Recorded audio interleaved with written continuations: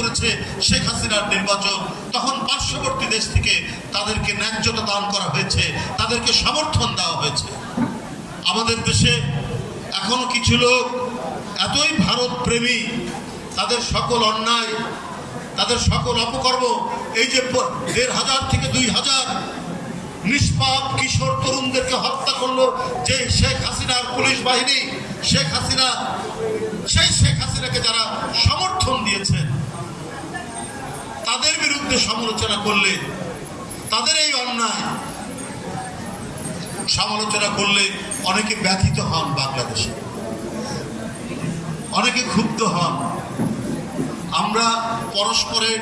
পাশাপাশি প্রতিবেশী দেশ, আমরা যুগ যুগ ধরেই আদান প্রদান করেছি, কিন্তু তারা যদি আমাদের দেশের কোনো অন্যায়কে সমর্থন করে, আমাদের দেশের রক্তপাতকে তারা যদি সমর্থন করে, আমাদের দেশের কোনো